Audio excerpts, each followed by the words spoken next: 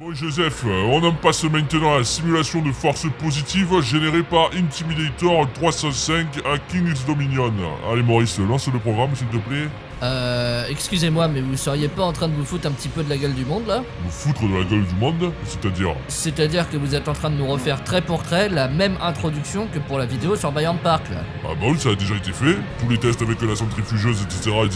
Ah bah écoutez, en tant que documentaliste officiel des tripes du double, je vous garantis que ça a déjà été fait, ouais. Ah bah Maurice, arrête la mission, hein, ça sert à rien d'aller jusqu'à faire exploser le cobaye, hein, ça a déjà été fait. Mais comment ça, faire exploser le cobaye? Bah oui, normalement on allait le faire tourner de plus en plus vite, suffisamment rapidement pour que le brassage de l'air forme un vortex intersidéral, qu'il se fasse inspirer à l'intérieur du vortex comme une poussière dans un aspirateur, et qu'ensuite il le tourne tellement vite à l'intérieur qu'il finisse par être complètement disloqué quoi. Ah oui, alors ça en revanche, ça n'a jamais été fait, hein. Ah bah voilà, bon bah Maurice, tu peux relancer le programme au final, hein.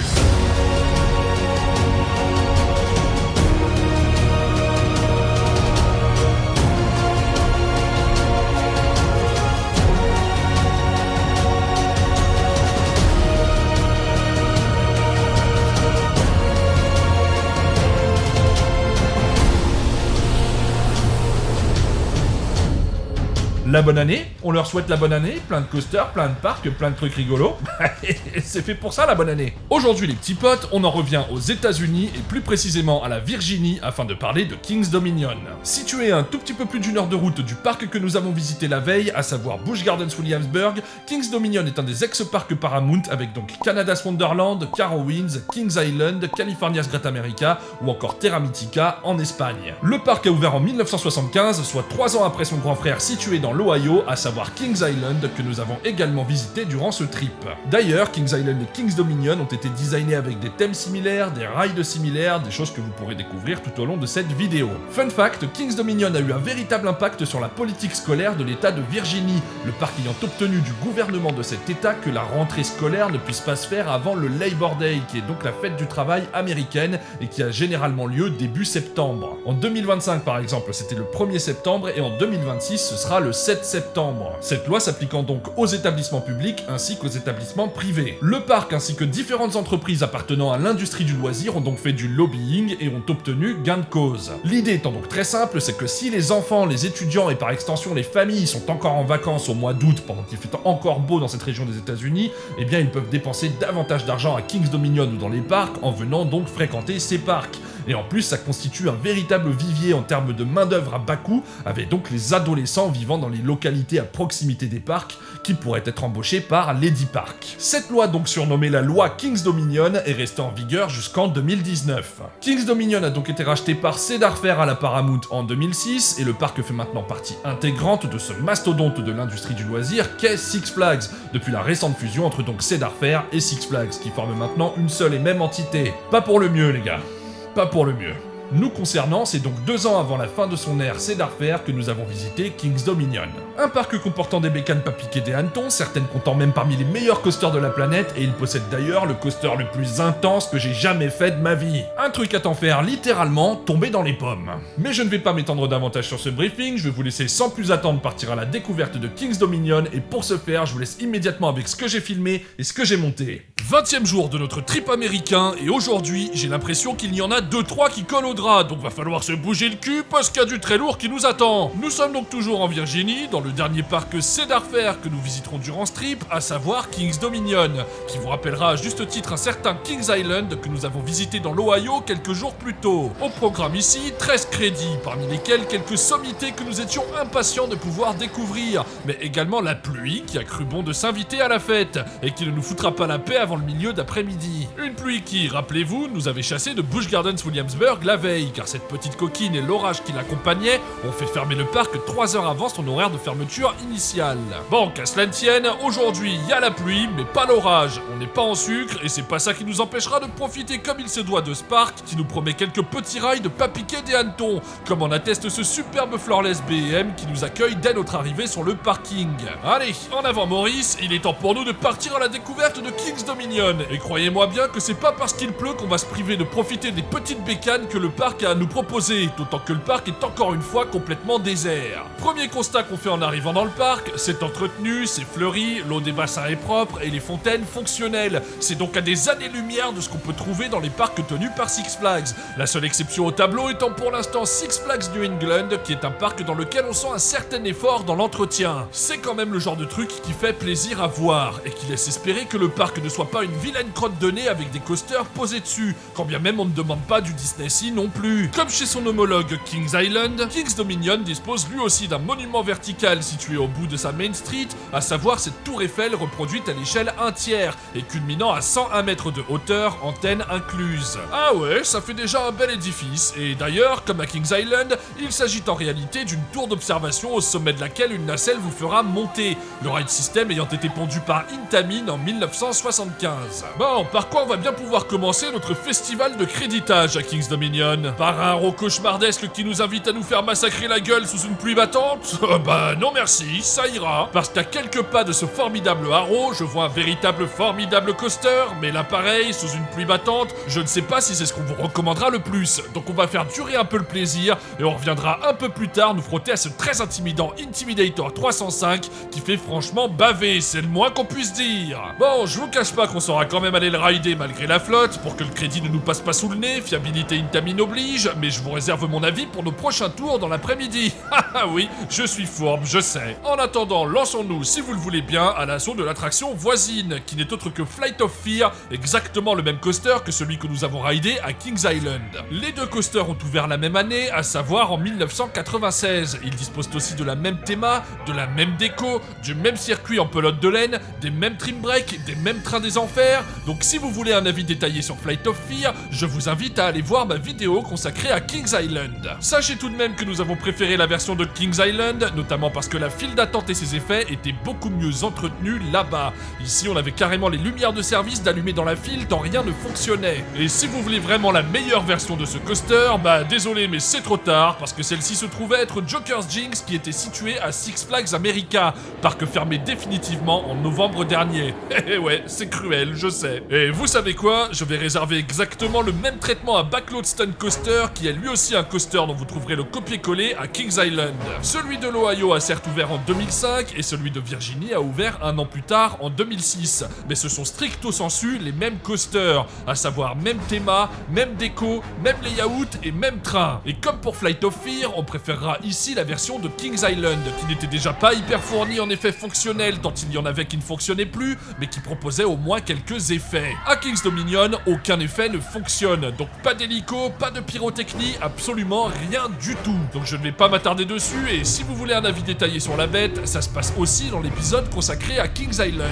Ah bah, comme ce sont des versions moins entretenues qu'à Kings Island, y a pas de raison que j'entretienne davantage mon trip report, hein, c'est donnant-donnant. Et tant qu'à continuer avec les coasters qu'on retrouve clonés dans d'autres parcs du groupe, poursuivons avec le petit wooden familial signé John C. Allen pour PTC et nommé Woodstock Express. Il s'agit ici d'un coaster qu'on retrouve dans la majorité des ex-parcs Paramount dont Kings Dominion fait partie, et qui ici propose une bosse supplémentaire par rapport à ses homologues, bosse située juste avant les freins finaux. Woodstock Express est donc un coaster ouvert en 1974, proposant une hauteur de 10 mètres, une longueur de 422 mètres pour une vitesse de 56 km/h.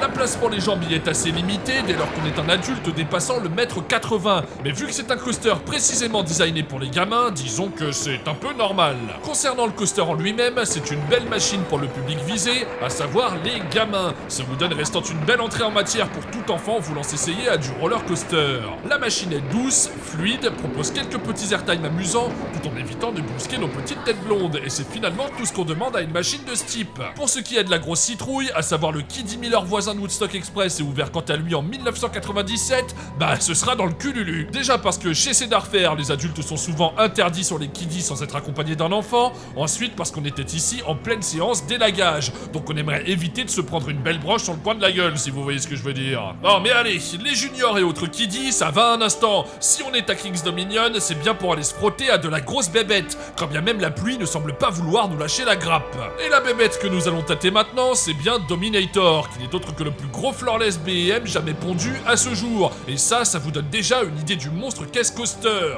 Il s'agit là d'une relocalisation de feu Geogalake, parc Cedar Fair situé jadis dans l'Ohio, Dominator ayant d'abord ouvert là-bas en l'an 2000 avant de quitter le parc à sa fermeture en 2007. Dominator a donc ouvert en 2008 à Kings Dominion et la bestiole nous livre un parcours haut de 48 mètres, long de 1283 mètres, le tout envoyant ses passagers à 104 km/h. Ah oui, pour un Floorless BM, excusez du peu. Alors trêve de bavardage et allons de suite nous attaquer à Dominator qui propose donc, comme sur tout Floorless BM, un train avec des assises situées au-dessus du rail sous lequel il n'y a aucun plancher. Bah oui, c'est du Floorless quoi, donc il y a littéralement pas de sol. Ça y est, nous sommes installés au premier rang et nous voilà maintenant dispatchés, prêts à aller voir ce que la bébête a dans le ventre. Et le moins qu'on puisse dire, c'est que cette machine, elle en impose. D'autant plus lorsqu'on se retrouve au pied du lift sur le point d'en grimper les 48 mètres. Au sommet du lift, pas le temps d'admirer la vue sur les forêts de la Virginie que nous nous engageons dans une drop procurant un joli effet de bascule. Drop qui proposera d'ailleurs une belle accélération nous permettant de négocier le gigantesque loop de 41 mètres de la bête. Ici, bel effet d'hang time au sommet avant que nous ne soyons tirés très fortement vers le bas avec une nouvelle accélération particulièrement corsée. Nous partons ensuite nous attaquer à un overbank turn qui nous enverra négocier le très ample Cobra Roll du parcours, assez similaire à tous les Cobra Roll de Floorless qui en possèdent un, donc avec un bel effet de basculement en entrée et en sortie, et tout ce qu'il faut d'intensité pour être heureux. Viennent ensuite les freins de mi-parcours qui, je vous rassure, ne freinent pas plus que de raison, puis nous entamons la seconde partie du circuit qui possède deux interlocking corkscrew à la manière d'un Dragon Khan à PortAventura, deux inversions qui, comme sur le coaster espagnol, ne seront pas avares en intensité. Dominator est donc un Floorless particulièrement efficace, une grosse bébête à l'ancienne, et moi j'aime vraiment ça les machines à l'ancienne, qui ne sont pas là pour vous faire des petits bisous dans le creux de la joue, mais bien pour vous envoyer du jet à vous enfoncer les yeux dans la boîte crânienne. Un coaster qui en impose aussi bien à l'extérieur qu'à l'intérieur, avec un layout original pour du Floorless de cette époque, le tout traversé tout en intensité et en fluidité, aucun problème de confort n'ayant été à relever sur ce coaster durant notre visite. Et c'est là qu'on se dit que c'est fou comme les BM vieillissent bien, parce que cette machine de plus de 20 ans met la pâtée à bon nombre de coasters modernes qui vous secouent comme des noisettiers au moment des récoltes. Ce ne sera pas notre Floorless préféré, pour moi il s'agit encore et toujours de Superman, qui a pour seul défaut de se trouver à Parque Warner Madrid. Parce que Superman dispose des deux meilleurs éléments que j'ai pu trouver sur un Floorless, à savoir son camelback dantesque et son Zero G-Roll parfaitement dessiné, deux éléments que j'aurais beaucoup aimé retrouver sur Dominator. Mais enfin, ne faisons pas la fine bouche, Dominator reste un excellent coaster qui vient parfaitement soutenir l'offre de Kings Dominion, le parc proposant depuis quelques années maintenant des machines de très grande qualité. Allez, poursuivons donc notre visite de Kings Dominion, parce que les machines de qualité, elles ne demandent qu'à être créditées, et on me dit dans l'oreillette que ça ne va pas se faire tout seul. On arpente donc ce parc beaucoup plus boisé que ce que j'imaginais, moi qui pensais me balader toute la journée sur un parking sur lequel on aurait déposé des coasters. Alors même s'il peut y avoir un peu de ça à Kings Dominion, force est de constater que le parc est sur la bonne voie, et que les efforts pour rendre la destination plus agréable sont notables et tout à fait appréciables. Pas de tour de Flumaro pour nous, et pas de tour de Rafting Tamine non plus, déjà parce que le temps est déjà suffisamment pluvieux, ensuite parce qu'on nous a assuré que ces attractions n'étaient pas particulièrement intéressantes ici. De fait, on avance progressivement vers la prochaine attraction qui nous comblera de bonheur à Kings Dominion, et quand je dis ça, je ne parle pas spécialement de ces tacos, eux aussi conçus par Arrow et ouverts en même temps que le parc, c'est-à-dire en 1975. Quoique, j'aurais sans doute préféré tester cette attraction Arrow à une autre attraction Arrow dont nous parlerons plus tard dans cet épisode. Au moins, les tacos ne cherchent pas à m'assassiner à chaque virage. En s'enfonçant dans le parc, on croise à la fois un cochon qui a soif et avec qui on ne serait pas contre le fait de trinquer un coup, ainsi qu'un théâtre qui n'a pas tout à fait l'air disposé à accueillir les visiteurs pour les divertir comme il se doit. C'est dommage, on aurait bien perdu une demi-heure à regarder un show pourri. C'est faux. Concernant le karting, c'est comme pour le théâtre, celui-ci ne semblait pas tout à fait prêt à me voir vous faire part de mon incommensurable talent pour les sports mécaniques, donc ce sera pour un prochain épisode. Qu'à cela ne tienne, nous, on n'est pas venus là pour s'endormir au théâtre ou pour ruiner la piste de karting. Nous, on est venus là pour chasser du crédit, et j'ai comme l'impression qu'on a là un joli spécimen qui n'attend que nous pour nous envoyer au 7e ciel. Et ça tombe bien parce que la pluie commence enfin à se calmer, on va pouvoir en profiter pleinement. Et ce crédit, c'est Twisted Timbers, à ne pas confondre avec Twisted Coaster, Twisted Colossus, Twisted Cyclone ou Twisted Typhoon, ni avec Mystic Timbers, Roaring Timbers, Shivering Timbers ou Tumbling Timbers. Bah oui, pas simple de s'y retrouver. Twisted Timbers donc est un coaster conçu par RMC et ouvert en 2000. 2018. Il s'agit d'un retracking d'un Wooden datant de 1994, qu'on retrouve encore aujourd'hui à Carowinds sous le même nom, à savoir Hurleur. On le retrouve d'ailleurs aussi à Kentucky Kingdom, puisque Thunder Run en possède exactement le même tracé, le tout en miroir. Et qui dit retracking par RMC, dit toujours coaster d'excellente qualité. Alors on ne vous fera pas la comparaison avec Feu Hurleur de King's Dominion, qu'on n'a pas fait mais qui ne jouissait pas d'une excellente réputation, pour en passer directement à l'une des réjouissances du jour, qui est donc ce Twisted Timbers. Un coaster disposant d'ailleurs d'un petit peu de théma, qui certes ne casse pas des briques, mais qui a au moins le mérite d'être là. C'est pas chez Six Flags qu'on s'emmerderait avec ce genre de choses. Il s'agit là d'un iBox track de 33 mètres de hauteur, 1024 mètres de longueur pour une vitesse de 87 km/h. Donc oui, on est statistiquement dans la même veine que Untamed, Twisted Cyclone ou Storm Chaser, donc dans celle des petits RMC qui n'ont parfois rien à envier aux plus grands. Parce que je vous rappelle que le plus agressif des RMC qu'on ait pu faire, c'est Storm Chaser situé à Kentucky Kingdom, qui est pourtant l'un des plus petits de la bande. Et vu le layout de ce Twisted Timbers, mon petit doigt me dit qu'on va là aussi se retrouver avec un coaster particulièrement agressif.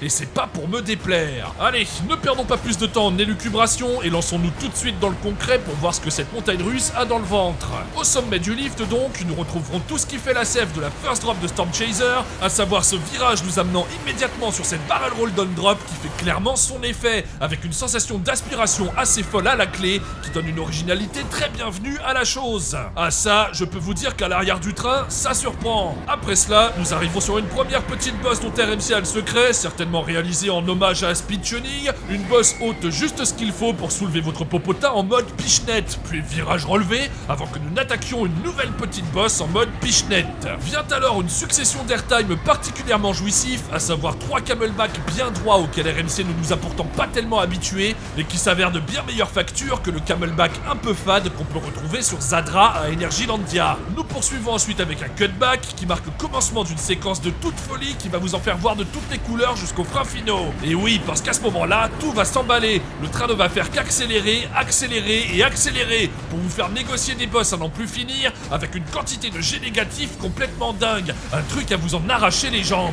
Cette séquence est si folle que le Zero G-Roll situé en son sein sert de point de respiration que le designer aurait placé au sein de sa partition, histoire que les riders puissent reprendre un peu leur souffle. Ah bah, une inversion où tu te dis « Oh merci, je respire un peu », c'est quand même une dinguerie quoi. Parce qu'alors là, je vous jure que vous allez comprendre ce que signifie l'expression « petit mais costaud », Twisted Timbers ayant vraiment pour ambition de vous envoyer tutoyer le ciel. Et je vous assure que le coaster y parvient, quand bien même la majorité du layout se situera très proche du sol.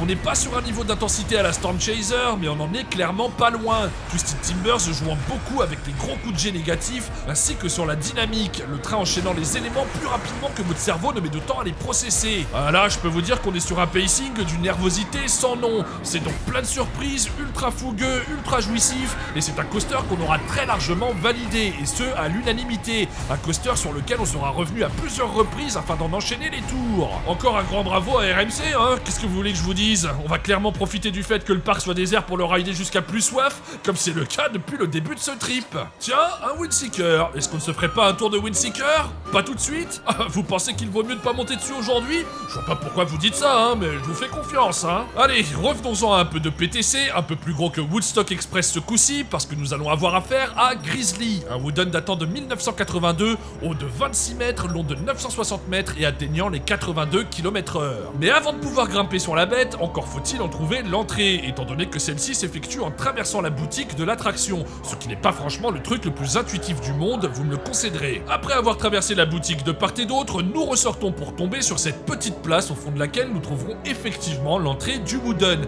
gardée infailliblement par ce Grizzly qui regardera les riders foncer droit dans la gueule du loup, enfin de l'ours, parce que mon petit doigt me dit que ce ride, eh ben ça va pas être une franche partie de plaisir. Qu'à cela ne tienne, on n'est pas là pour enfiler les perles, mais bien pour choper du crédit, alors on ne va pas se laisser intimider si facilement par la possibilité de se faire maltraiter pendant tout un tour de montagne russe. Non mais des fois, c'est donc tout sourire et plein de joie que nous voilà dispatchés et que nous partons nous confronter à ce gros joujou tout de bois vêtu qui ne manquera pas de nous rappeler qu'autant on peut avoir des wooden qui glissent comme sur des skis, autant peut avoir des Wooden qui glissent comme une brouette dévalerait le sommet d'une carrière de caillasse. Et là, je pense que vous avez déjà deviné à quelle catégorie appartient cette joyeuseté de Grizzly. Et pour ceux au fond de la salle qui n'ont pas suivi, je vous aiguille un peu en vous disant qu'on ne se situe pas dans la première catégorie et qu'on se rapproche très fortement de la brouette dans la carrière à caillasse. On commence donc cette petite joyeuseté avec une première drop qui n'est pas ce qu'il y a de pire en termes d'inconfort, quand bien même son creux s'avère quelque peu tasse-vertèbre. On remontera ensuite droit le long d'une pente qui nous amènera à faire demi-tour au-dessus de la cime des arbres, un demi-tour très lent qui fait office de calme avant la tempête. Parce qu'ensuite, c'est le début du grand n'importe quoi, avec une drop au creux de laquelle les vertèbres ne sont plus tassées mais broyées,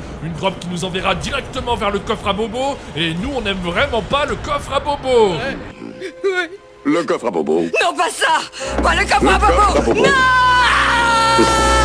Ah bah oui, vous avez compris que le coffre à bobo, c'est ce tunnel. Et ce tunnel, il va vous secouer comme un petit frêne pendant la tempête de 99. À se demander si le haut de votre corps ne va pas s'arracher du reste. Cette remarque étant d'ailleurs valable pour toute la suite du layout. Chaque transition est violente, chaque virage est violent, chaque bosse est violente, sans parler du creux de chaque drop qui fera l'effet d'un presse-agrumes sur l'ensemble de votre colonne vertébrale. Ah ça, si vous avez le moindre problème de dos, je vous déconseille très fortement de vous lancer à l'assaut de cette machine, parce que là vous en sortirez sur une civière. Il n'y a aucune douceur, c'est une rudesse à faire passer Tonnerre de Zeus pour du RMC. Le premier truc qu'on se dit en sortant de ce Wooden, c'est qu'il est hors de question pour nous d'y remettre nos fesses. Mais c'était sans compter sur Valentin qui voulait faire une on-ride de cette machine, sans qu'il se soit dit que ça aurait été génial qu'il le fasse durant notre premier tour. Donc rebelote, nous revoilà sur Grizzly, prêt à nous remanger un bon coup de presse-agrumes, parce qu'après tout, je fais déjà 1m91, donc je suis pas à 10 cm près. T'es un connard, toi. Bon, la bestiole a récemment été retraquée par Gravity Group, ce qui de source fiable rend la machine bien plus agréable. Mais vu que c'est Gravity Group aux manettes, il est fort probable qu'il redevienne unrideable très rapidement. Et on en revient donc à notre comparaison avec Tonnerre de Zeus. Alors si prochainement vous vous décidez à aller à King's Dominion, faites Grizzly pendant qu'il est encore à peu près agréable, parce qu'à l'avenir, il est possible que vous y laissiez une ou deux côtelettes. Ah bah tiens, je commence à comprendre pourquoi vous me disiez tout à l'heure qu'il ne fallait pas monter sur ce Windseeker aujourd'hui. Ah ça c'est vrai que c'est quand même ballot de se retrouver en panne à bord d'une telle machine, surtout quand la nacelle a vraiment décidé de ne pas redescendre. Bon bah, bon courage les copains, on reviendra voir si tout va bien tout à l'heure. Et si pendant que nos amis prennent l'air bien confortablement installés sur leur Windseeker, nous allions quant à nous prendre l'air sur un autre Wooden, ça vous irait? Ah, et puis si je vous dis que ça fait plus 2 parce que c'est un racer, ça vous dit encore plus? Ah bah, allons-y alors. Et puis on le connaît plus ou moins ce Wooden, parce qu'il s'agit à quelques détails près du même racer que celui de King's Island que nous avons raidé quelques jours plus tôt. Ah bah ouais, c'est la 4e attraction quasi identique à celle qu'on peut trouver à King's Island,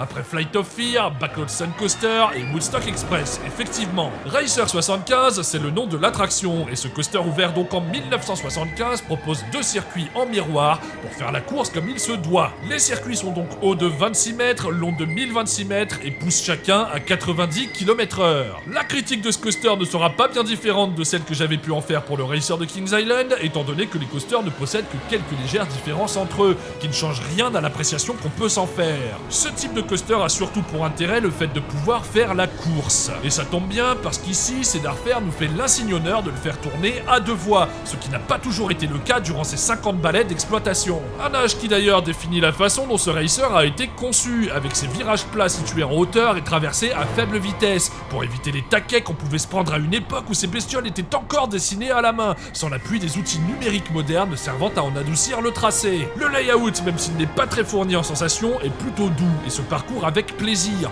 d'autant plus lorsqu'on a bien été dispatché en même temps que le train adverse, et qu'on peut donc s'adonner à une course qui donne toute la sève de ce type de coaster. C'est donc validé pour Racer 75, qui, sans être le coaster du siècle, est plutôt amusant de par sa configuration, la course étant un jeu auquel on se prend très facilement et qui rajoute beaucoup de piment à l'affaire, avec quelques fous rires garantis à la clé. Bon, même si vous avez vu sur les plans qu'il ne dispatche pas toujours pile poil en même temps, mais on n'est pas loin, et ça suffit. Toutefois, le meilleur racer de tout ce trip aura donc été le formidable racer de Kennywood, un coaster d'une fluidité exceptionnelle malgré ses presque 100 balais, qui procure qui plus est quelques bonnes petites sensations qu'on n'est vraiment pas malheureux de retrouver. Bon, comment ça va nos amis du Windseeker? Toujours en train de prendre l'air sur les hauteurs de King's Dominion? Bon bah dites-nous quand vous aurez envie de redescendre, hein. En attendant, nous, on va continuer à s'amuser dans le parc. Alors à tout à l'heure. Du côté de la Wild Mouse Mac nommée Apple's Apple, ça n'a pas l'air d'être super vivant. En tout cas, on ne voit pas de train sillonner le long du parcours, et c'est bien dommage parce que cette Wild possède le même layout que les formidables modèles des non moins formidables Legoland.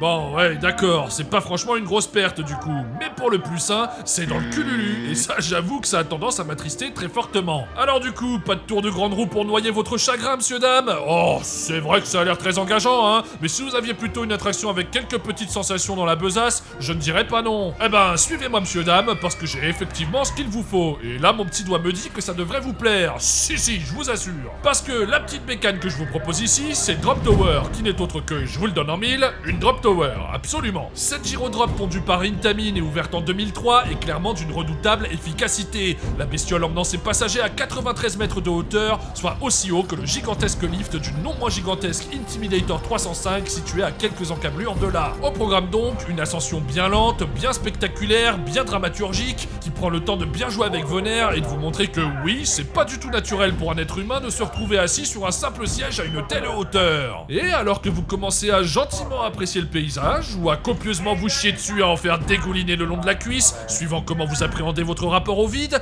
la nacelle sera libérée et vous chuterez le long de cette tour avec un effet d'aspiration franchement impressionnant, le poids de la nacelle rendant le tout beaucoup plus stimulant et agressif que les tours fun time du type donjon de l'extrême. Ah ouais, là la chute, vous la sentez passer, c'en est vraiment beaucoup plus méchant, et quand bien même on aime beaucoup la tour de Niglo, on lui préférera encore plus la version de nos amis d'Intamin. Juste à côté de cette excellente tour de chute libre, passons-en à un excellent flat ride signé des Hollandais de chez Mondial, à savoir à ce Revolution ouvert en 2016. Delirium, c'est le nom de la machine, une machine qui n'existe qu'en 3 exemplaires dans les parcs d'attractions, à savoir à Kings Dominion, à Canada's Wonderland au Canada et à Terra Mythica en Espagne. Au programme ici, globalement la même chose que les Giant Frisbee Us type Maxer à Cedar Point, à ceci près que ces modèles ne montent qu'à 35 mètres de hauteur, contre 42 mètres pour les Giant Frisbee. Mais ici, c'est le pied, c'est beaucoup moins gerbant que ça en a l'air, ça a réussi la prouesse d'être à la fois planant et puissant, et c'est beaucoup plus digeste que la version Zamperla type Harley Quinn Spinsanity située à Six Flags New England. Et d'ailleurs, on se demande comment Zamperla s'est débrouillé pour rendre une telle machine gerbante à vouloir en descendre à peine a-t-on fait 3 allers-retours.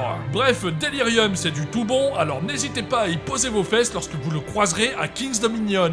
Bon, Bad Apple, qui n'est autre que le nom de ce Troika Us, on laissera la Team Gogol s'y adonner à cœur joie. Team Gogol toujours composée d'Emeric et de First Drop, qui se seront immédiatement lancés à l'assaut de cette machine, sans tergiverser une seule seconde. Et comme moi, j'aime bien pouvoir profiter d'une journée dans un parc sans avoir la gerbe à en repeindre les murs, j'aurais sauté mon tour, parce que pas folle la guêpe, et parce qu'il est hors de question pour moi de suivre ces deux oiseaux dans toutes leurs conneries. Et puis c'est aussi parce qu'il y a plus intéressant à faire à Kings Dominion.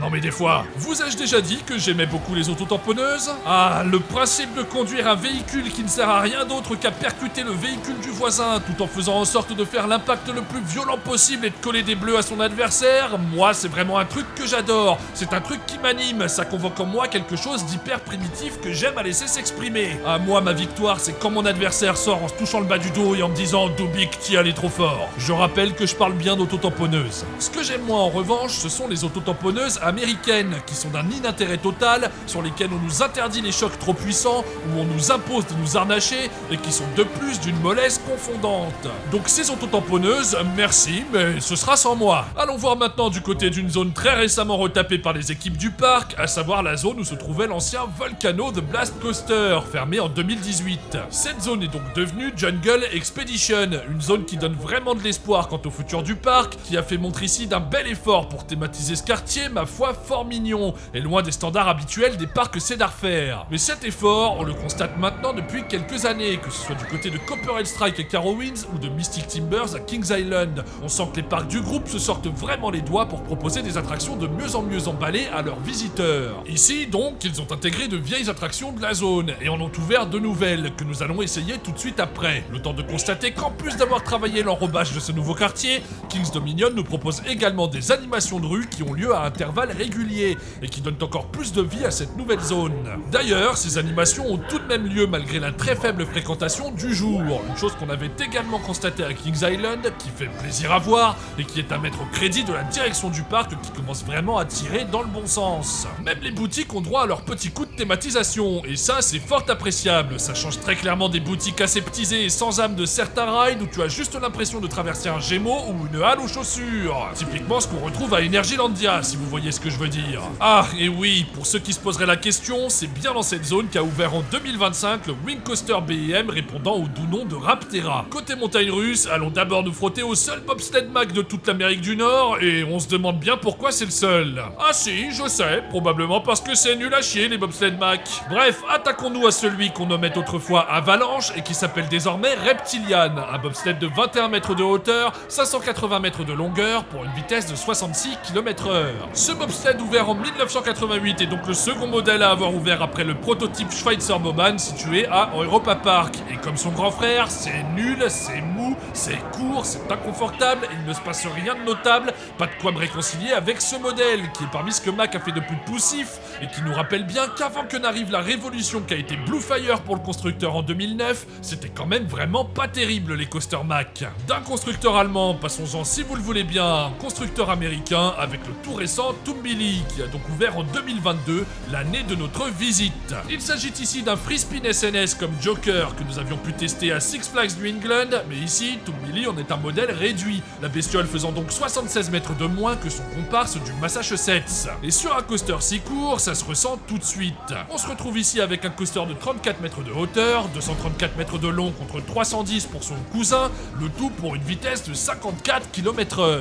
De fait, si Joker nous en donne pour notre argent, force est de constater que Tumbili n'en est guère plus qu'un amuse-bouche, sans que le plat de résistance ne nous soit jamais proposé. Alors attention, ne me faites pas dire ce que j'ai pas dit, c'est vraiment un modèle qui me fait mourir de rire à chaque fois. Chaque tour est différent et c'est chaque fois une grosse partie de marade. C'est surprenant, assez flippant, et ça c'est indéniable. C'est une machine qu'on aura appréciée à l'unanimité. Mais c'est vrai que on aurait voulu pouvoir en profiter un peu plus, et que là on est vraiment pas loin d'une expérience type coaster de démonstration comme SNS le fait justement avec son Axis dans le désert de l'Utah. Donc oui, on aurait aimé en profiter davantage, et on se dit que la variante la plus répandue, qui est donc celle de Six Flags New England, est vraiment celle qui nous donne la meilleure expérience possible sur ce type de grand 8. Et alors, que deviennent nos amis du Windseeker? Toujours en train de prendre l'air? Ah bah oui, effectivement, et je vois qu'une société commence gentiment à se mettre en place, ça taille la bavette depuis les airs. Tu me diras, faut bien passer le temps, ça fait au moins 2h30 qu'ils sont en train de glander là-haut. Ouais bah écoute, ils sont peut-être pas plus mal à attendre là-haut, parce qu'au moins ils ne risquent pas de se faire sévèrement malmener comme ça va être notre cas d'ici quelques instants. Quand on est enfant, ce dont on a peur, c'est de trouver un monstre sous son lit,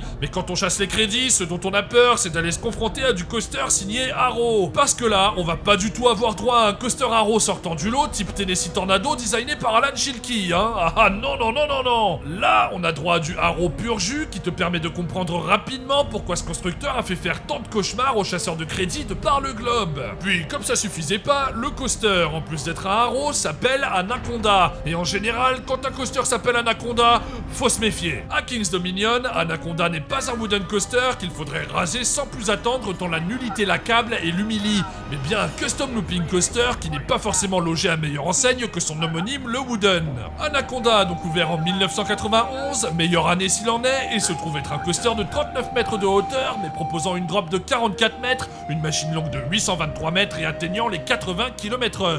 Et vous savez quoi? On va prendre notre courage à deux mains et nous lancer à l'attaque de ce serpent qui n'attend que de pouvoir nous dévorer, parce qu'on a peur de rien, parce qu'on est peut-être un peu inconscient, et parce que de toute façon, si on veut le crédit, on va pas avoir tellement plus de choix. En avant donc pour Anaconda, qui nous invite à grimper son très grand lift pour l'époque, la bête faisant 3 mètres de plus que Goudurix pour vous donner une idée. Mais un lift qui fait certes un peu pâle figure par rapport à l'intimidante stature d'Intimidator 305 situé juste à côté. Mais enfin, Dieu merci, le lift d'Anaconda ne fait pas 93 mètres de hauteur, parce que j'ose même pas imaginer à quoi ressemblerait le layout derrière. Allez, c'est parti, on serre les dents et on s'en va dévaler cette première drop qui se fera donc en virage, un truc un peu à la Phantom's Revenge, mais en bizarrement beaucoup moins bien. Un petit passage sous le lac du parc plus tard, nous voici en train de grimper la rampe, permettant d'aller chercher le looping signature d'Arrow, c'est-à-dire un loop situé à 30 mètres de hauteur, vu que le constructeur designait toujours le même putain de loop. Un loop qui, je vous le donne en mille, vous explosera à peu près tout ce qui se trouve dans vos cervicales. Et si ça ne suffit pas, ne vous en faites pas, vous aurez ensuite droit à un superbe Sidewinder tout droit sorti des enfers, qui servira à foutre le dernier coup de virage sur votre nuque pour détacher votre tête du reste du corps. Et alors là, nous en arrivons à des mid-breaks à la fois totalement absurdes et totalement salvateurs, parce que le train va quasiment s'arrêter en arrivant sur les mâchoires. Et heureusement, parce que je pense qu'on n'aurait vraiment pas survécu à ce qui va suivre. Je ne sais pas vous dire ce qu'a fumé Haro au moment de dessiner ce layout, mais c'était pas un truc prévu par les conventions de Genève,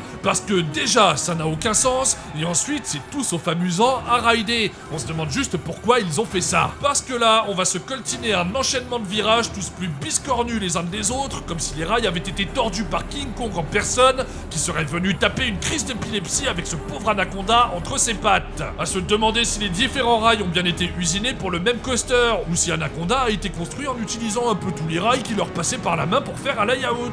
Y a absolument aucun banking qui va, toutes les transitions sont synonymes de torgnole et on ne comprend absolument pas où ils veulent en venir avec ce bordel de coaster. C'est à se demander si le coaster lui-même sait ce qu'il est en train de faire, comme si le train lui-même se faisait surprendre par le rail à chaque transition, comme s'il avait oublié le chemin qu'il devait prendre et qu'au dernier moment, le rail de lui mettait un coup derrière la tête pour le ramener sur le droit chemin. C'est débile, ça n'a aucun sens, c'est tout sauf fun et on se dit que même avec toute la plus mauvaise volonté du monde, c'est difficile de pondre un coaster aussi pourri que ne l'est Anaconda. Alors bravo Haro, c'est encore une prouesse, genre quand on se dit qu'ils sont déjà tombés bien bas, eh bien ils peuvent descendre encore plus bas. Et ça, c'est fort. Pour ponctuer ce marasme, on aura droit à 2 corkscrews traversés de manière très nonchalante, comme si le constructeur voulait nous en faire profiter le plus longtemps possible. Mais je vous assure que quand on me met du caca dans la bouche, j'ai juste envie de le recracher pour que ça se termine vite, pas de le mâcher pour en analyser la texture et la saveur. Bref, c'est nul, c'est renul, et la seule chose positive ici, c'est que le coaster a définitivement fermé ses portes en novembre 2024. Ah bah voilà, c'est bon, le Windseeker refonctionne, et après 3 bonnes heures à glandouiller en l'air, nos amis vont pouvoir venir avec nous pour aller tâter la pièce maîtresse du parc qu'il nous tardait de pouvoir essayer, à savoir un coaster qui porte terriblement bien son nom, j'ai nommé Intimidator 305, le deuxième gigacoaster Intamin pondu 10 ans après son grand frère, à savoir Millennium Force à Cedar Point. Oh là là là là là, oui, ça va être vraiment bien cette affaire. Intimidator 305 est donc un des coasters que j'attendais le plus de pouvoir essayer durant ce trip. C'est un coaster absolument unique, c'est un ovni dans le monde parconautique, un coaster que ne referait probablement plus son constructeur, à savoir Intamin, un coaster qui est réputé comme étant l'un des plus intenses du monde, et donc pour s'en assurer, pas de choix, va falloir le rider. Intimidator 305 est donc un gigacoaster Intamin ouvert en 2010, une machine haute de 93 mètres, donc 305 pieds quoi, d'où le titre, une machine longue de 1554 mètres et envoyant ses passagers à quelques 145 km/h. Comme pour son homonyme Intimidator à Carowinds, celui-ci a été rebrandé suite à la perte de la licence Intimidator auprès des ayants droit de Dale Earnhardt, ce pilote de NASCAR surnommé The Intimidator, décédé en percutant un mur lors d'une course qu'il était à quelques secondes de remporter. Désormais, le coaster s'appelle Pantherian, s'intègre à la nouvelle zone Jungle Expedition et la bête a été repeinte. Mais nous, c'est bien sa version Intimidator que nous avons découverte. Ce coaster jusqu'au boutiste a constitué un véritable défi, aussi bien en termes techniques qu'en termes d'ingénierie, causant à la fois des sueurs froides à Intamin ainsi qu'à la direction de King's Dominion. Mais honnêtement, qui d'autre qu'Intamin pour tenter un projet pareil? Avant même son ouverture au public, le chantier du Grand 8 a été rendu très difficile par l'automne et l'hiver ayant précédé son ouverture, rendant le terrain particulièrement boueux, ce qui a engendré des problèmes logistiques pour l'assemblage de la bête. De même, le premier virage après la drop était à son ouverture beaucoup plus serré qu'il ne l'est aujourd'hui, causant des jets positifs d'une extrême intensité, donnant régulièrement lieu à des malaises de passagers. Des trims ont donc dû être installés le long de la première drop, ce qui en tuait quelque peu l'intérêt, trims retirés lorsque le virage incriminé a été reprofilé la saison suivante. De même, les jets latéraux très intenses de la bête causaient une usure prématurée des roues, nécessitant des remplacements fréquents pour éviter des pannes et réduire la friction excessive, ainsi que l'installation d'un système de refroidissement des roues placé sur les freins finaux. Ah oui, le lancement de ce monstre d'Intimidator n'a pas été de tout repos, c'est le moins qu'on puisse dire. Embarquons donc sur le tram de la bête, qui dispose donc de harnais à anse, comme ça peut être le cas sur High Speed à Mirabilandia, mais ici, le corps suit tellement bien le train qu'à aucun moment on ne se le prend dans la mâchoire, comme ça peut être le cas avec le coaster italien. Allez, on s'en va grimper le gigantesque lift à câble du coaster, un câble qui nous emmène si vite là-haut qu'on a à peine le temps de réfléchir au fait qu'on se trouve à bord de cette légende d'Intimidator 305, qu'on se retrouve déjà au sommet. Là-haut, pas le temps de niaiser, le train se couche le long du rail incliné à 85 degrés et nous dévalons cette gigantesque drop sans qu'aucun trim break ne vienne ruiner notre prise de vitesse qui est simplement ahurissante.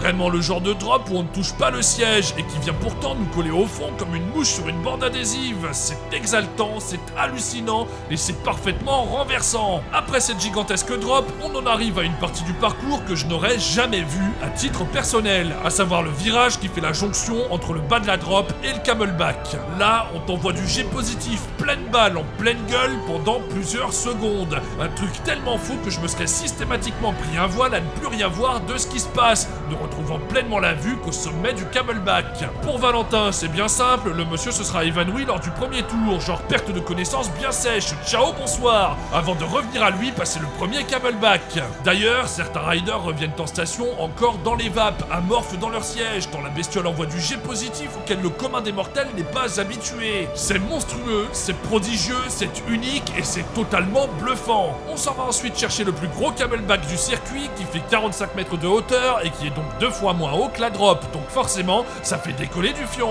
La particularité de ce coaster, c'est qu'il va ensuite toujours rester proche du sol, avec une énergie potentielle de dingue au sommet du lift, transformée ensuite en énergie cinétique de zinzin, conservée grâce au tracé qui se fait au ras de la moquette, sans autre grosse dénivelée que le premier camelback. De fait, le train trace à une allure de fou furieux, le train semble inarrêtable et négocie des changements de direction qui sont les plus nerveux que j'ai jamais fait sur un coaster. Là, c'est vraiment un truc d'exciter du bulbe, et c'est d'autant plus impressionnant que le corps pivote plus vite que ce que le cerveau n'est en mesure d'analyser, avec de fait un sentiment de danger vraiment très étrange, quand bien même le mouvement est si bien calculé qu'à aucun moment on ne se bouffe le harnais dans la mâchoire. Le corps suit donc parfaitement la rotation du train, comme si l'on traite en symbiose avec lui, et le tout sans que jamais on lâche la pédale des G positifs qui vous écrasent dans votre siège autant qu'ils vous déforment le visage. C'est vraiment un coaster qu'il faut faire pour le comprendre, faut le voir pour le croire, parce qu'aucun mot ne suffira à vous exprimer combien cette machine est puissante. Pour finir, on ira se chercher 2 petits camelbacks, le premier étant un peu trimé, même si ça ne change pas grand chose à l'expérience qu'on a à bord de cette machine. Après les camelbacks, on se reprend un bon changement de direction pleine tronche avant d'en arriver sur les freins finaux. Bon, bah autant vous le dire tout de suite, hein, Intimidator fait partie de mes coasters favoris, avec une belle place dans mon top 5 sans que je ne sache vraiment où le positionner par rapport aux autres. C'est un coaster qui n'existe pas ailleurs sur la planète. Je peux clairement comprendre que ce soit trop pour certains, tant la machine vous envoie du jet dans la gueule. Mais pour moi, c'est une ode à la physique, c'est une prouesse d'ingénierie, c'est un coaster qui ne connaît aucun équivalent, et je ne connais à l'heure actuelle aucun coaster aussi intense que celui-ci. Et tout ça, c'est sans vibration, c'est sans secousse, c'est d'une fluidité incroyable. C'est le seul coaster de la planète que je n'ai jamais vu en entier alors que j'étais à bord, avec toujours un moment où la vue se brouillait avant de me revenir. C'est vraiment un coaster comme on n'en fait plus aujourd'hui, avec pourtant un pacing complètement fou à une époque où justement on privilégie la dynamique à toute autre chose. Là, Intimidator a tout, la dynamique, la folie, la puissance de décérébrer, le jusqu'au boutisme d'Intamin qui a mis un point d'honneur à construire le coaster le plus tout de tout, pas que pour les stats ou pour Instagram, sans avoir à démolir une montagne, le tout sans le pare-brise de la Citroën C3 installée à l'avant du train, mais uniquement pour l'amour des sensations de bourrin, pour l'amour de la physique, parce que c'est vraiment un coaster qui a dû générer et qui générera encore moult et moult traumatismes. Ah, j'imagine bien son designer rire en coin en étant parfaitement conscient d'être en train de concevoir une machine aussi terrible que celle-ci, et le nombre de crises de panique que sa créature allait générer. Bref, Intimidator 305, j'en suis amoureux, c'est parmi ce que l'être humain a fait de mieux, et si vous voulez savoir ce qu'est un vrai roller coaster qui a des couilles, c'est à Kings Dominion que ça se passe. Ah la vache, quelle aventure de fou furieux cet Intimidator, vraiment un truc à se croire sous champignon tant ça vous semble surréaliste. Alors attendez, mais que vois-je? Des champignons qui ressemblent à des bites et qui chantent des chansons au détour d'une allée? On est toujours sous l'effet des champignons ou cette histoire est bien réelle? Ah bah, ça semble plus que réel, oui, et ces messieurs les champignons phalliques sauront vous divertir avec leur douce mélodie à intervalles réguliers durant votre journée, accompagnés par l'inlassable Mr. Toad qui s'avère être un as du piano sur tronc d'arbre. Ah, ça c'est sûr, on vit des aventures plutôt inédites à Kings Dominion. Bon, bah voilà, on a finalement fait le tour du parc, il ne nous manque aucun crédit si ce n'est le Kiddy. Non mais, bien sûr que si qu'il vous manque un crédit, malheureux, à savoir Apple's Apple, la Winemouse Mac copie des versions présentes dans les Legoland. Ah oui, c'est vrai. Eh ben, figurez-vous que la machine aura finalement daigné ouvrir pour le visiteur et qu'on aura même pu la rider. Elle est pas belle la vie? Du coup, le parcours différent des versions traditionnelles ne change pas grand-chose au fait que ces coasters soient assez peu intéressants. En tout cas, celle-ci aura pour elle d'être assez douce, même si, avec le recul, on préfère les versions très peu freinées type Ricochet à Carowinds qui permettent d'obtenir des rides à mourir de rire, et ça, c'est le mieux qu'on puisse tirer de ces machines. machine. Ah, et puis non, en fait, on ne peut pas dire qu'on a fait le tour du parc sans s'envoyer un Intimidator 305 nocturne, parce qu'une bestiole comme ça, aussi méchante et avec des changements de direction aussi fous, le tout dans la pénombre sans pouvoir anticiper quoi que ce soit, je vous jure que ça vaut son pesant de cacahuètes. De toute façon, les rides nocturnes, ça ajoute toujours quelque chose de différent, quelque chose de mystique, quelque chose qui suspend le temps et qui redéfinit votre approche d'un coaster. C'est donc clairement une chose à vivre, surtout sur une machine de cet acabit, qui est, je le répète, parmi les tout meilleurs coasters que comporte la planète Terre. Et voilà, c'est après ce dernier tour d'Intimidator 305 que s'est conclue notre journée à King's Dominion.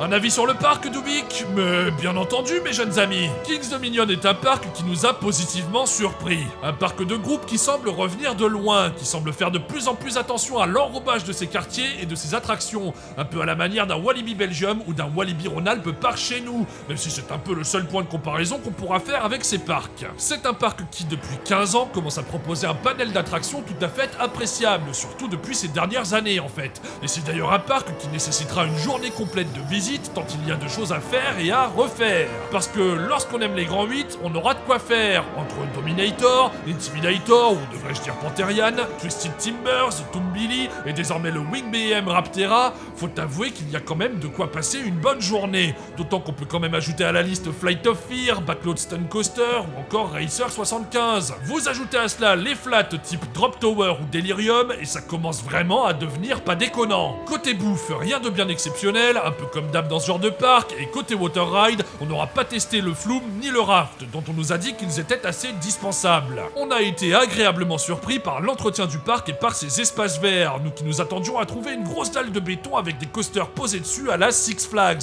Et faut bien dire que ce genre de bonne surprise est toujours agréable. Côté opération, difficile de juger, le parc étant si peu rempli qu'on enchaînait les attractions en embarquement immédiat. Mais malgré tout, on n'a jamais eu à scoltiner des opérations du genre où il faut attendre que le train soit aux 3/4 rempli pour qu'il soit dispatché, ou constater que des opérateurs traînaient les pieds ou tapaient la discute sur le quai plutôt que de s'occuper des visiteurs. Et puis en fait, tu vois, à Six Flags Over Georgia, il y avait personne dans le parc, ça n'a pas empêché les rides d'atteindre 20 à 30 minutes d'attente parce que les opérations étaient cata. Et puis à Over Georgia, ils savent même pas ce qu'est une single rider, mais bon, ça c'est une autre affaire. Non, côté opérationnel, ça aura été un total sans faute pour Cedar Fair durant ce trip.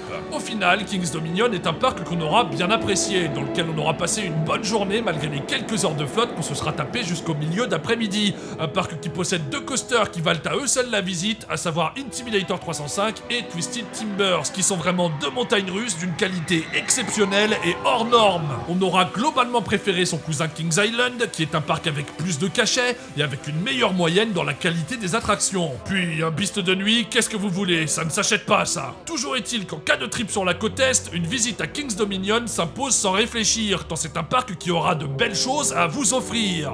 Ah ben si les gros roller coasters c'est votre dada, nul doute que vous trouverez votre compte à King's Dominion, qui en possède donc une belle collection que vous aurez envie de rider jusqu'à plus soif. Et le problème c'est que ces machines sont tellement bonnes que je suis pas sûr que vous n'ayez plus soif à un moment donné quoi. Ah là c'est des bécanes où quand on arrive dessus on se dit eh bien c'est exactement pour ça que j'ai fait le voyage jusqu'aux États-Unis, et que vous ne trouverez d'ailleurs pas en une telle concentration ailleurs dans le monde. Il y a une telle densité de roller coasters d'une qualité exceptionnelle rien que sur la côte est des États-Unis que si vous aimez les montagnes russes, c'est une région du globe à côté de laquelle vous ne pouvez pas passer. Et oui, si ce qui vous intéresse ce sont des parcs à la Efteling qui sont des parcs excellents dans leur domaine mais qui sont sur une toute autre cible, eh bien passez votre chemin sur King's Dominion, parce que c'est pas là-bas que vous trouverez du gros dark ride ou quelconque attraction qui serait thématisée et extrêmement chiadée. C'est un parc qui est sur une toute autre cible lui aussi. Quand bien même ils essaient de faire des efforts depuis quelques années, c'est vrai, mais un parc comme King's Dominion ne sera jamais un Efteling, et comme un Efteling ne sera jamais un King's Dominion. Et heureusement pour les deux, comme ça laisse de la diversité et du choix. En ce qui me concerne, je ne suis pas passionné que de montagnes russes, c'est l'offre générale d'un parc et sa cohérence avec le public visé qui m'intéresse. C'est pour ça que d'ailleurs j'aime beaucoup un parc comme Freizeitpark Park Ruhpolding en Allemagne, qui possède uniquement un petit shuttle Gerschlauer et sinon quasiment aucune attraction mécanique. Pourtant c'est un très bon parc. Mais là, n'en déplaise au dictateur de la théma, King's Dominion est un parc cohérent avec lui-même et qui est bon dans son domaine. Et puis on en a marre d'entendre des bêtises, mais somme toute très européennes, hein, du type pourquoi dans ton top est-ce que t'as mis ce roller coaster au layout unique et aux sensations exceptionnelles mais le tout sans théma, devant ce roller coaster au layout standardisé mais avec une théma de dingue?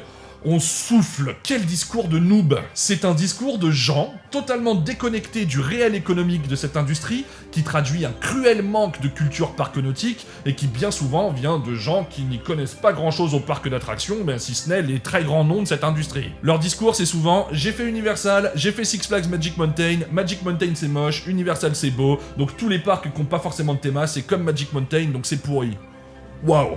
Alors pardon, mais je vais vous remettre les pieds sur terre. Thématiser un layout comme Intimidator 305 qui fait plus de 1400 mètres, eh bien personne ne peut se le permettre à part Universal et Disney. Sachant que ce n'est pas du tout le public ni d'Universal ni de Disney qui ne ferait jamais un Intimidator 305. Jamais. Comme King's Dominion ne ferait jamais un Rise of the Resistance ou un Flight of Passage. Jamais.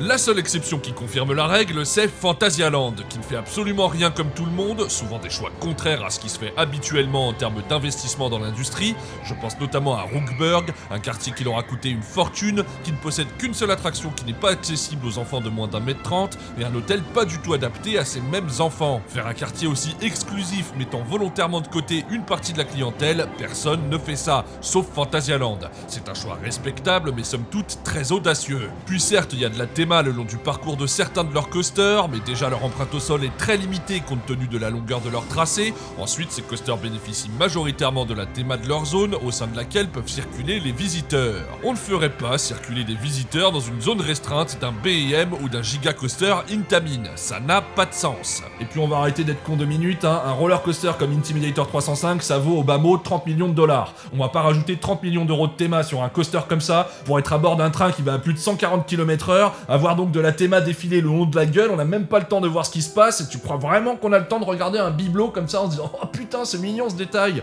Ça sert à rien, c'est de l'argent foutu par les fenêtres. On ne fait pas Intimidator pour les mêmes raisons qu'on fait un Indiana Jones Adventure. Arrêtez d'être con. Le leitmotiv premier d'un roller coaster, c'est les sensations. C'est toi et la machine, c'est toi et la physique. Comme ça, à nu, sur un champ de patates. À partir de là, on peut définir si un roller coaster est bon ou pas. Si jamais on doit lui ajouter de la théma pour qu'il soit bon, c'est pas le roller coaster qui est bon, c'est l'expérience globale qui est bonne. Et c'est tout à fait différent. Donc oui, si on me dit, eh bien tu as l'opportunité là maintenant de faire ton tout dernier tour de roller coaster de ta vie entière et tu choisis entre Intimidator ou BTM à Disney, eh bien je choisirais toujours Intimidator, quand bien même BTM est très joli. Mais là je veux du roller coaster quoi. C'est ça qui m'intéresse, du roller coaster. Quand je juge du coaster, je juge du coaster. Je juge pas la déco. Ah je suis pas Valérie Damido quoi, merde. Donc voilà, ça n'enlève rien à des coasters justement comme BTM, qui sont des coasters que j'aime beaucoup, mais que j'aime beaucoup dans leur domaine, et que jamais je pourrais comparer à un Steel Vengeance, à un Millennium Force, à un Maverick ou un Intimidator. Jamais. On va donc dans ces parcs pour trouver du gros roller coaster d'excellente qualité, et là je peux vous dire que dans tout le giron Cedar Fair de l'époque, eh ben vous allez trouver votre bonheur. Hein.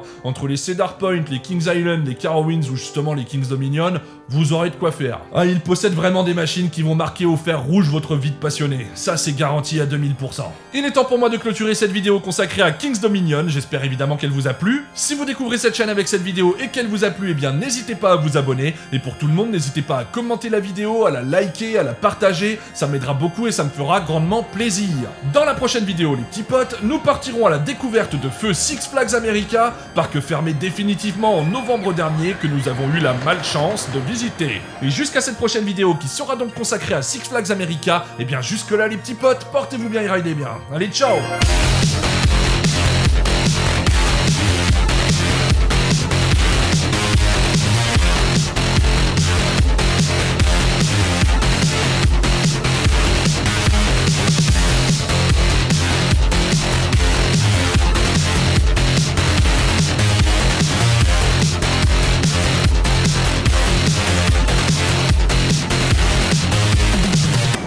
Welcome back, Yellow Train. How was your ride?